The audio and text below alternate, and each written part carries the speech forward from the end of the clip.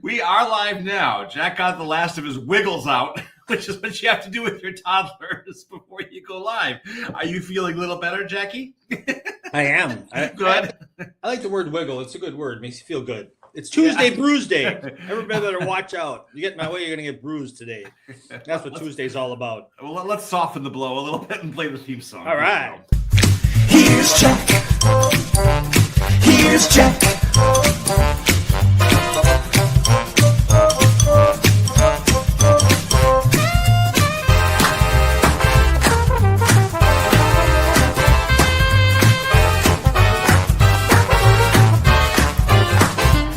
Here's Jack. Here's Jack.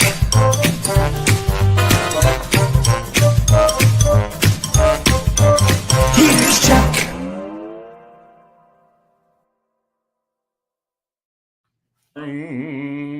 Who was waiting for us on our doorstep today? The news. Without me? I usually bring on the doorstep last Thursday, the day you were here in this very studio. Hey, finally finished fumigating the place. Do you have your hometown script? I do. Get with it. I got it right here. Look at this. Let's go. Locally owned and operated since 2016. Let's go. Let's go. Let's go. All right. Hang on. Let me get the graphic up here. Here we go. Go ahead. Or I'm going to go ahead. Yes, you go cool. Ahead. Okay. We planned this so well. This week's episode of the Jack Henke Show are brought to you by Hometown Heating, Air, and Electric, proudly serving our neighbors with honest, reliable comfort solutions right here in our community. Visit hometownheating.com to learn more. The word neighbors had a little scratch out on it, so I wasn't sure. But I'll get it better tomorrow. But that wasn't a bad read. I give myself a... It wasn't good. A Big comfort in hometown. Our friend Ken Tyler over there is the owner. It's Tyler? That's Theileas. I know. It's Tyler. It's Tyler.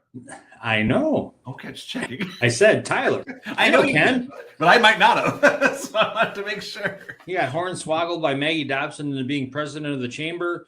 Yeah. He got hornswoggled again into joining the Rotary. So and we hornswoggled him too. He seems to have a slight hornswoggle problem. That's right. That's very kind of him. Yeah, help out the friends of the Cedarburg Public Library. And if you have a business or organization or just a personal thing you'd like to get on our show, contact Jeff Messerman. He's a mensch here at the Cedarburg Public Library, and we'll find a way to get your message on this very show at 8 a.m. It's actually 8:05 a.m. here. You should start a men's clothing line because you're so dapper. I agree. And call it menschwear. Menschwear. That's actually pretty good. I hate it when he gets a good zinger out. Pretty good. Who are you kidding? That's pretty good. I'll take it. Did you get the email I sent you like 7 minutes ago? Something about mac and cheese. Yes. A little early for that, but I know. You go on there now? You want to do some mac and cheese? Well, it's spectacular and it's so timely. It's a Black Friday story. It's pretty cool. Yeah, here we go. It is. I don't know about being cool. It's actually kind of horrifying, but so this is out of QZ.com. I'm not sure what news outlet that is, Jack. It don't matter. It don't matter. It's a 65-inch novelty box of Kraft mac and cheese. It went on sale in Black. They put it on sale. It's the shape of a big screen TV. That's why they put a 65-inch. Yes, and it was only $19.37. It went on sale at midnight on Black Friday. Sold out in seconds. It did fly. People were furious about it. Wow. What?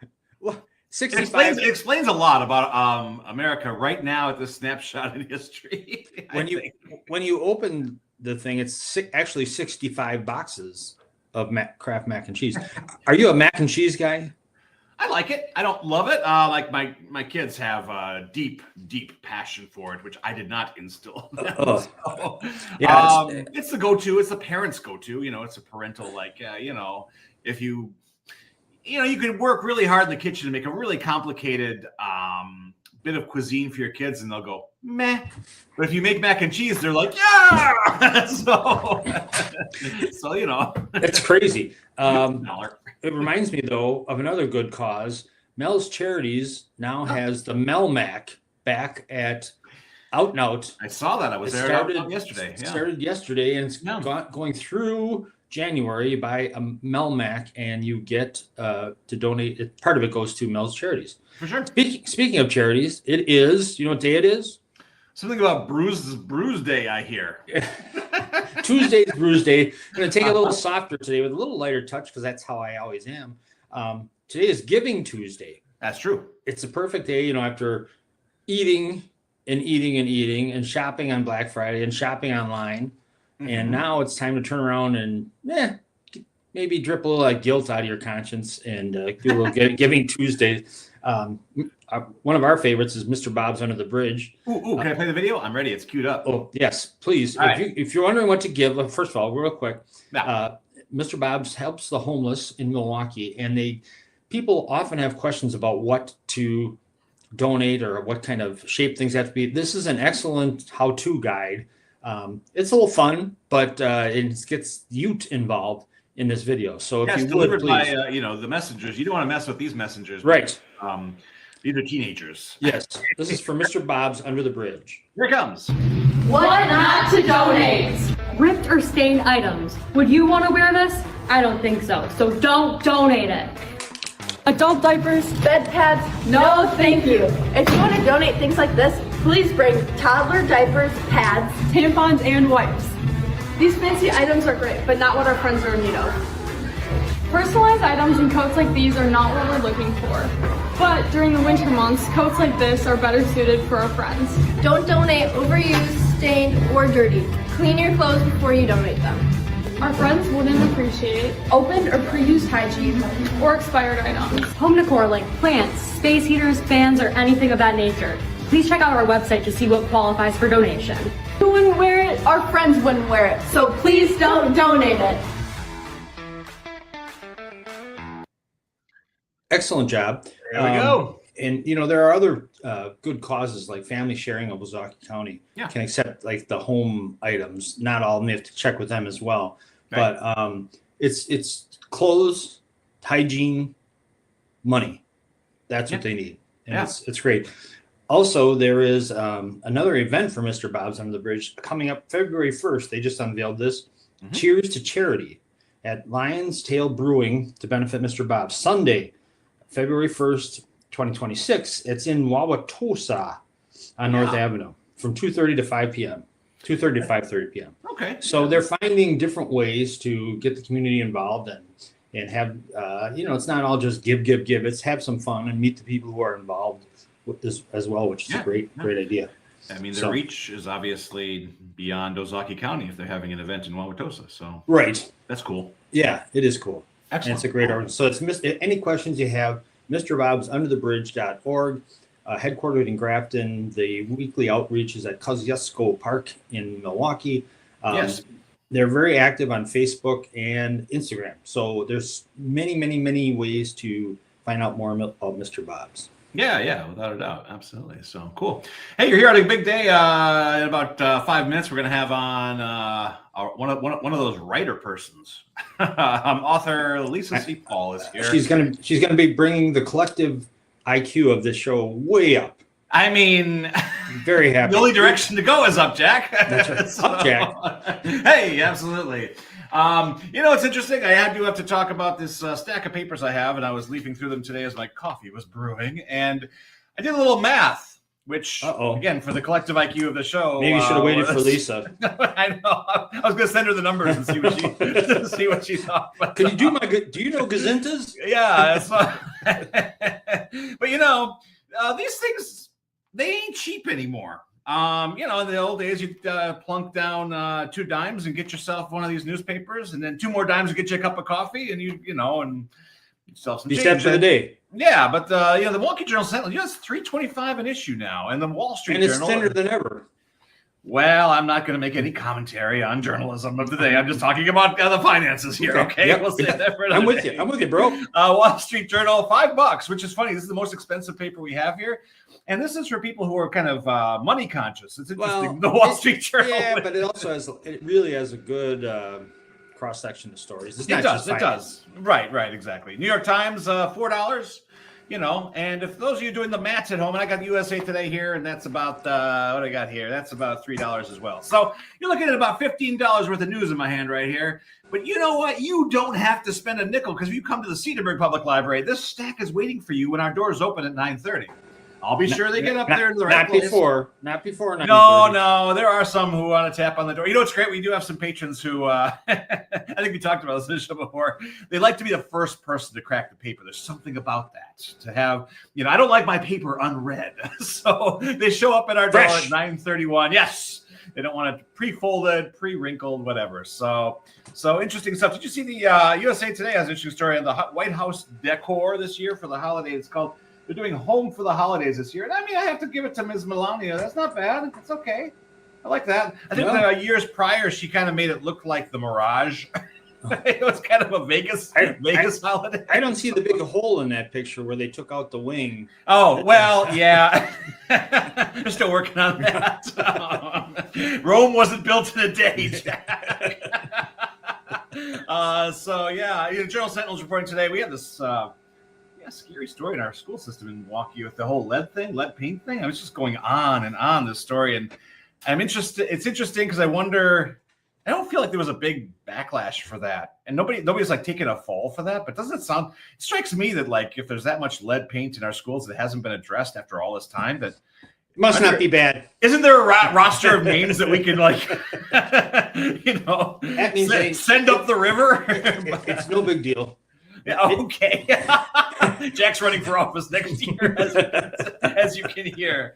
Maybe Lisa Paul's an attorney. Maybe she can advise us on that. Oh, great. I'm sure she'll be thrilled to know that turning her loose on the Milwaukee public school system here. So nice stuff. Anyway, that stack of newspapers, all the news that's fit to print and less are waiting for you here at the Cedarburg Public Library. Come on in. So if you want to do that, Jeff, where are they located in the library? So if you go to the second floor, you'll have to see me. I'm on the second floor. Nothing free. No such thing as a free lunch.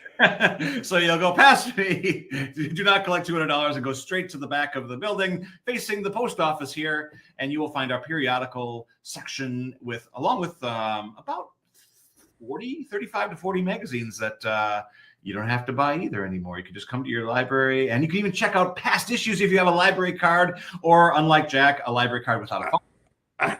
I have a serious question. Are the periodicals that you have, because they still call them periodicals, the magazines? I do. Okay. Are they from like 1973? Are they up to date?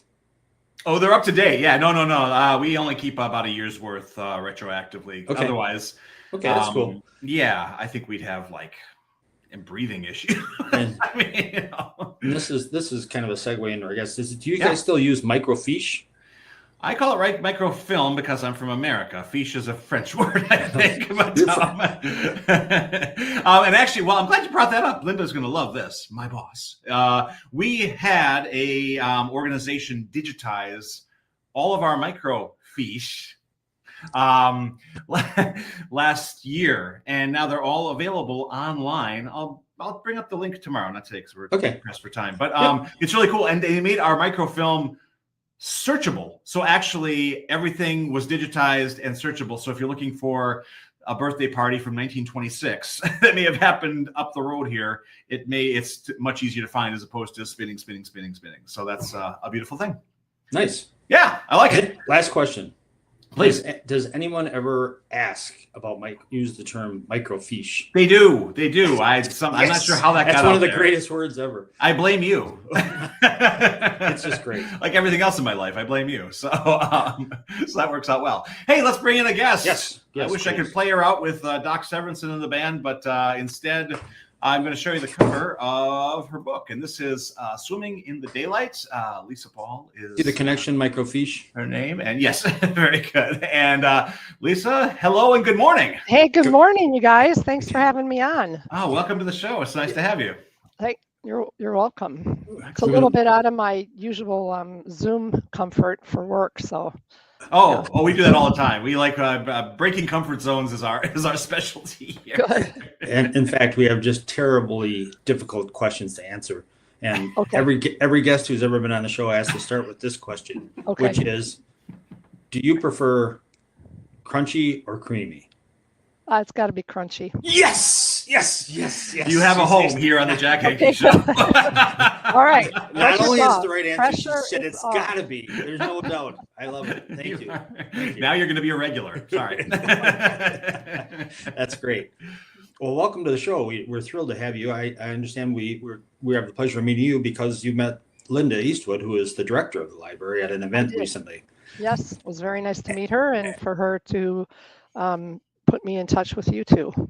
Well, this is great. We've been researching your book, and Jeff's been reading your book, and he thinks it's fantastic. Three chapters in. Thank you. Yeah. No, it's really it's one of those great.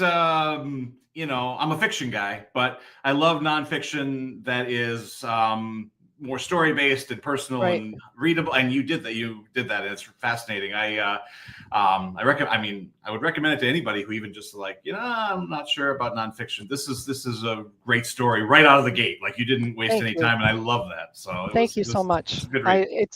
It's always just thrilling to me that more than my parents and my husband read my book. So thank you so much. Oh my goodness! You had a lot of attention. You garnered a lot of interest in this, and it's fantastic the way you did it. And you even had a scholarship named. I did. And this fantastic. I mean, just a lot of people want to do things, but you pulled it off. I mean, that's fantastic. The scholarship I had was active for my friend Ina Mayman when I was a student at the University of Minnesota, and then, years later, a generation later, when I published my book, I wanted to go back and have an event there.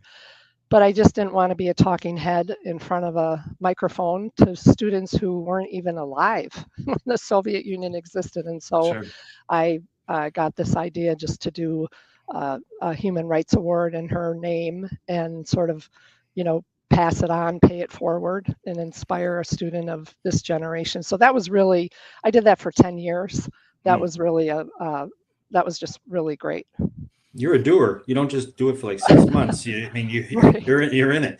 We'll talk about doer, Jack. I mean, this is like, when Lisa was in college, most of us, like I was at UWM, the most exotic thing I did was go to the guest house in the basement. She went to Russia. Yes. So that's huge. Yeah. How did that come? Lisa, could you share that with us? How did this start? How did you actually go to Russia? The short story, because you only gave me 15 minutes of time, is that I had done a Soviet studies semester in 1982, just because I was interested in the Soviet Union and Soviet history. And then a year later, at the University of Minnesota, there was an announcement that in my Russian class, language class, that an American family in Moscow wanted to hire a nanny. And Paul Smith worked for Caterpillar Tractor Company there. Mm-hmm. And so that's really how it happened that quickly. And just really from the beginning, I think I was just pulled into this path, to follow, because it's crazy the way this all happened. And I found myself, in the middle of, I met a Soviet dissident who I like to say was, just like the Nelson Mandela of the Soviet Union. That's what that group was like. And I didn't go there to try to find them, and as a Soviet Jew, I'm a Catholic from Appleton, Wisconsin. I didn't even know about the Soviet Jewry movement. So it was really, this path that kept unfolding to me, and I kept following. And I can only just say I was just very lucky all along the way. Well, tell us, how did you meet Ina? How did that? So she had been a teacher of English at a university in Moscow, and when she applied to immigrate, she lost her job and was denied a visa to immigrate. And so she became part of this refusnik community, which was a term for people in the Soviet Union who had applied to immigrate, got denied, and then were just sort of persona non grata within the Soviet Union. And they had a community of sorts. And her husband, Noam Mayman, was a very well-known human rights activist. He was with a group with Sakharov and very well-known dissidents in the Soviet Union, and he was one of them. So they were unusual in that they weren't afraid to interact with foreigners. And Ina had tutored Americans in Moscow in Russian from journalists to diplomats, and even someone like me, a nanny. And I took an American friend of mine who was a nanny my first year, studied with Ina, and I took her place as a student my second year when Michelle returned to the States. So it just was really to study Russian with her. And if Jeff, you read the first chapter, you can see how that just kind of unfolded, because as it was back then, and that was 1985. I got to get my years straight. Americans were very discreet about their Russian contacts, and it wasn't.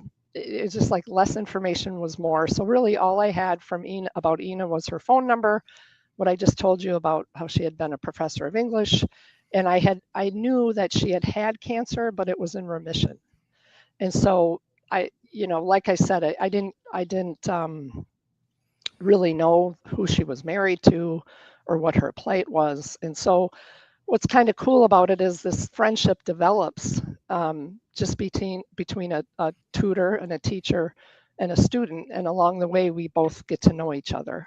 And she becomes really my confidant, and somebody that because I saw her every Monday, she was someone that I could just talk about my life there with. Yeah, it's interesting in the early chapters how something like Nescafe becomes right, exactly. capital. There's capital there, right. I mean, yeah.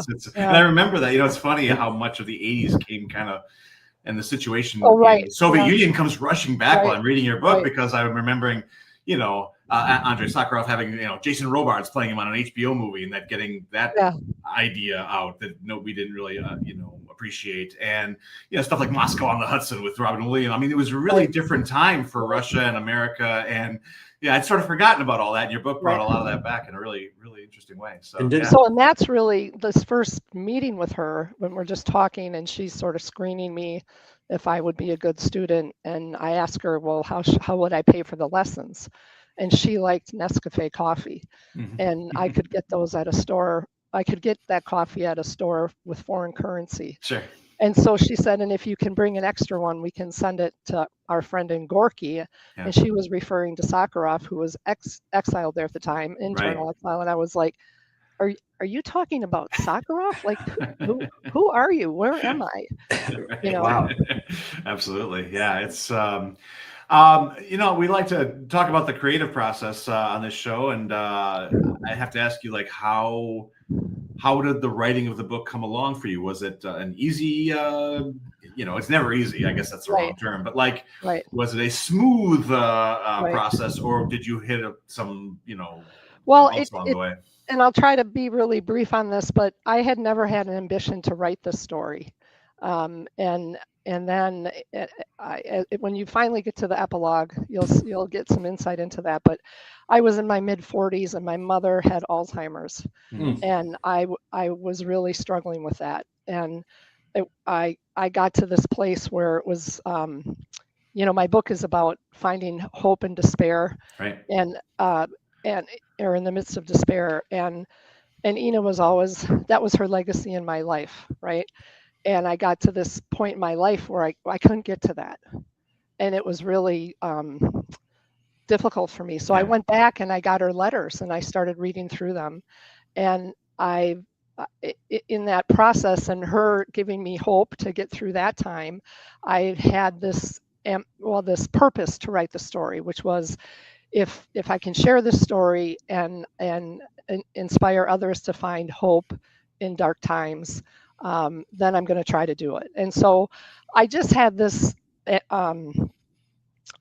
commitment or focus that I'm going to write it as best I can, and I'm going to try to do all I can to get it published. And if at the end of the day I just have it from beginning to end for my family, then that would be great. And if it can be, if I don't leave any stone unturned and I just try to get it published and it gets published, well, then I'll know it's a story that could be published. So it was in that place. And then I just set out, and I had journals, and I had a pretty good outline of it, but I had to really take a deep dive. And I had I met someone who was a associate professor at UW-Milwaukee who was reading chapters and editing as I went. Nice. And so I just dug in, and it's kind of interesting to think of it now because my older daughter, Catherine, who's 27, last night reminded me that she and her sister were pretty young when the book happened. And I would sit up at night after everybody went to bed, and I just got in the zone. And I think you've had other authors on the show. They'll probably describe that same process. It's, you just get focused, and it's like anything anybody does that decide to try to do something important. If you can get in that zone and pursue it, you're pretty lucky. Absolutely. And the book was very well reviewed. I saw some saying it's a very inspiring memoir, which is fantastic. It's really nice. Yeah, thank you very much. I did get some very meaningful reviews, and you showed the hardcover. The paperback, I actually got a foreword from Natan Sharansky, who is one of the most prominent. Well, prominent's kind of a different sort of word to use for a Soviet dissident, but he was one of the. And actually, when I was during my activism for INA, he was at that time. Sharansky was in a prison in Siberia, and I was, and then he got released. Right. And he was sort of my inspiration during my activism for INA. And so it was very meaningful for me to have that forward from him.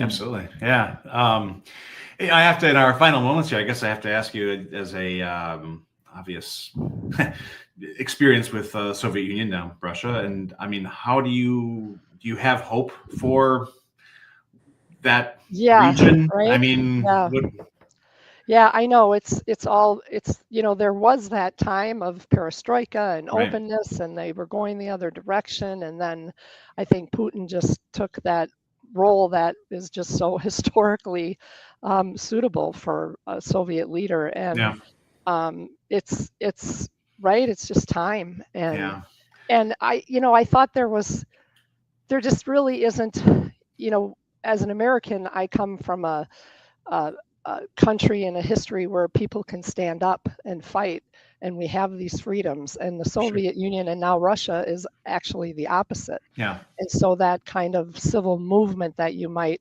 want to see in a country like that, there just isn't a lot of fertile soil for that. And it's interesting, not only Ina and her husband Noam, but that was what was so extraordinary about my time there, is I met a few of those people in that time that really stood up to try to voice opposition, and there went their life as they knew it. They were either sent to Siberia or exiled. And so I think it's just it's a lot. It's a little bit insurmountable to try to change that regime and change Putin right now. And you can see those measures that he's taking against anyone that tries to oppose him. Yeah, without a doubt. Yeah, it's so different than. Yeah, so different than the Soviet Union that you knew, and then what Russia is now, and yet it's not like it's better. It's just a different kind of. I mean, and I pay attention, and I can, you see the people that get some sort of voice and recognition in opposition, and some sort of adversity comes upon their way. For sure. Yeah. Wow. Well, I mean, it's a great story, and I'm enjoying the book immensely. I'm gonna make sure my nonfiction buyer gets a copy here for our library, so we have that out there, so people who've watched this can come on in and check it out, and you'll get more reads. Thank you so much. It's a beautiful thing. Absolutely. No, it's a pleasure, and it's a thrill to share the story whenever I can. So it was really nice of Linda to reach out to you and for you to invite me on the show. Well, she wanted to know if we could behave with an adult, and I think we passed. So thank you for the opportunity. Thank you so much. Well, thank you. I just wanted to say in leaving that, even your title is fantastic. I mean, it could be, so it grabs you for the weight of the book. It was an excellent choice, and I just really think it's one of those things you keep going back. Yes. So congratulations. If you do read the book, Jack, you'll it'll connect because Yes. it's really a story Ina told me and about a little fish that's too afraid to swim in the daylight, and that's sort of what the symbolism is of It's that. possible to swim through the treacherous waters in daylight and not in despair. And that's what Right. it's very relevant today. So thank you very much. It's been a Absolutely. pleasure. You're welcome. Thank you so much. Hey, all right, Lisa. Nice to meet you. And come back again. Yes. Okay, thanks. Love to Yes. talk to you again. All right. All right. Take care. Take care. Thank Have a you. nice holiday season. Thank you. Take care. That is Lisa Paul. She is the one who wrote this very book, Swimming in the Daylight. Apparently, this is the hardcover. There's a soft cover out there as well. Yeah, with the new, I did see the thing that there was a new forward, and it would be interesting to see that absolutely. as well. I'm going to see if we can actually maybe get if she'd be interested in an author event here. I was going to at the library. say hello. So yeah, well, I mean, it's we've just begun the process here. Yeah. So, but beautifully written. It's one of those where actually, if you think nonfiction, oh boy, it's a page turner. It actually is a page turner. You really want to, she hooks you right away in a really cool way. So, yeah, good stuff. If you're an author of a self-published book or even a traditionally published book, we'd love to have you on the show because it's a topic we like to talk about here. Yes, and Yeah. you should consider having her at your Wednesday. That would be great. I would, yes. That was another. That'd be inspiring to people of a different kind of story because so much that it would. Yeah, it's fiction. without a doubt. Yeah, we don't get As long as you don't have that one guy. Oh, stop! You be back to nice. that My God, do I have to play the Jeez. theme again? No, but you do have to play the hometown heating and air conditioning and electric. Quick on the draw. Quick on the draw. Look at that. I got the graphic up right away. Excellent. This very broadcast, this week's broadcast, of the Jack Henke Show, they're all brought to you by Hometown Heating, Air, and Electric, proudly serving our neighbors with honest, reliable comfort solutions right here in our community. Visit hometownheating.com to learn more. Excellent. And they're a nice bunch to help out a library and the friends and such nice people. This is obviously their their air conditioning too, but heating. Your furnace goes out, then guess what? You're going to be on the horn to the hometown people right away, aren't you? It's a good option. Yes. Check them out online. They have the Google reviews are always golden for them and they should be. People think Off they're the nice charts. and explain. Yeah, so very good. Absolutely. Very good. Tomorrow, what do we got? AJ Bocchini is going to come in and explain all the sports. We got AJ stuff at 8:15, and then he and I are doing a sports mafia that we're going to have a refreshed link for. Oh yes, it'll be 10 so a.m. fresh. It'll be piping hot at 10 a.m. Yes. Well, you could. Lisa could be a regular guest. You could ask her, like, what was the food like? What was this like? There's just so things, much. Yeah. And she gets into that in her book beautifully. I mean, it's like it's almost like, even though it's nonfiction, because it's set in like the 80s in the former Soviet Union, it feels like almost like you're reading a science fiction book because it's like a different planet, and there's world building that goes along with that, and she builds it really well. So that was very cool. Maybe AJ can talk about those amazing bucks. So it was great. I heard this morning on the radio on another network that I guess Giannis always likes to talk to the press after a game. Yesterday he was like, "I'm out. No talk. We're not talking." So things aren't going so well in the Deer District, I hear. Oh, okay. I didn't. Yeah, I wasn't aware. Yeah, no, it's not good. It's tough for me to. It's so early and the season is so long. The L column apparently is much larger than the W column right now. Oh. That's no good. Yeah, not so good. Okay. But AJ, I'm sure, will explain all that to us. Yes. So that is good. Fantastic, everybody. Hey, we're 5 minutes overtime, but we need to be because we had a esteemed guest. And so author? That is author. Yes, exactly. So that's wonderful. All right. So Linda got one right. She gets it right every day. Every day in every way. She's my boss. So that's how that works. You are so pathetic. It's just you got one, Linda. I got another. Give us two. We'll take another one because that was a really good one, actually. That's right. Yeah, at least that's right. Great guest. So it's a good way to get your week going and appreciate what you have here. Yeah, that is definitely what you're going to get from that book, without a doubt. So, cool, everybody. We'll talk to you tomorrow. Thanks for tuning in to the Jack Henke Show, and thank you, Hometown Heating and Air and Electric, again for what they do. Mr. Bob's under the bridge.org. That's the one. We'll see you tomorrow.